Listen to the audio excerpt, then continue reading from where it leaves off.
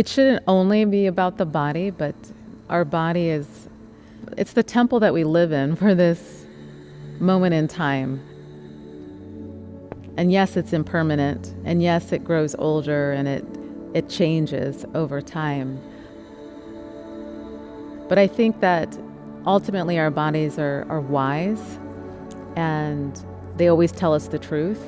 And I really feel that that's a powerful aspect of asana, is to come into a place of truth and to listen to what our body is telling us and to connect to that inherent wisdom there. And to also be able to ride those changes with a sense of grace.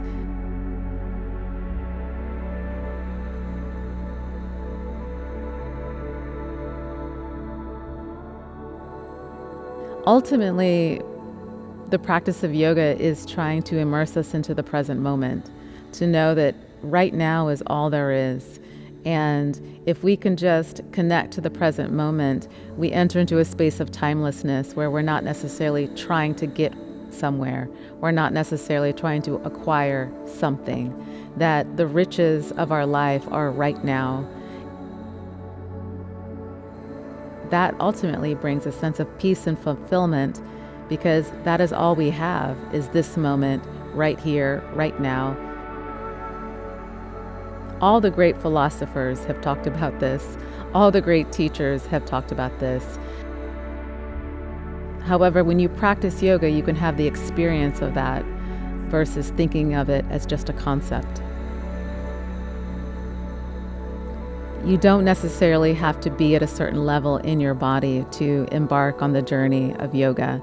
And the most important thing, even just in the asanas, in the postures, is to connect to your breath as you do the pose.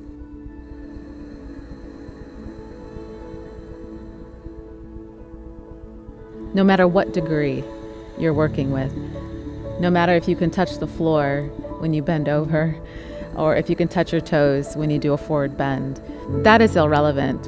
What really matters is how you breathe and connect to your own body, to whatever shape your body makes at any given time.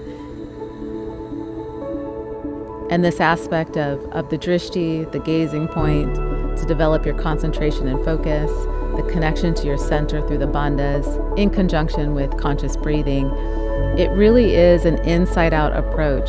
That truly is what makes an asana an asana, is how you're connecting internally, no matter what the shape looks like, no matter how flexible or strong you may be.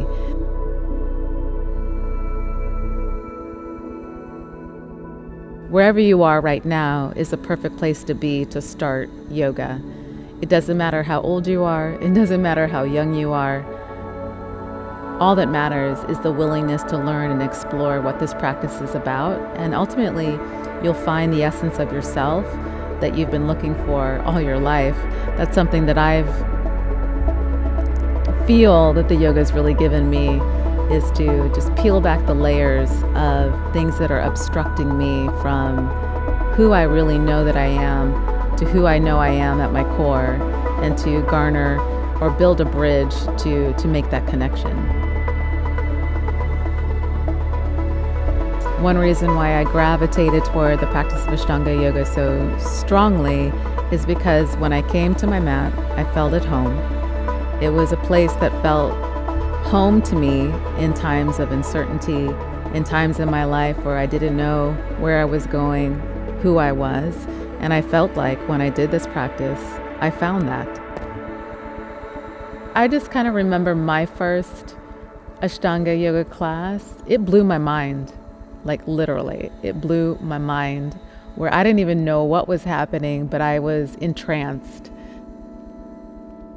It just really goes back to, I like myself better when I do the practice.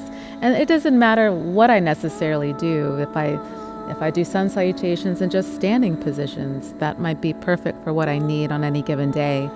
And then of course, there's a part of me that loves to explore the more challenging poses. When we work with challenges, we uncover things we didn't know lived within us. We uncover potential we didn't know we had. We discover that we're stronger than we ever thought that we were.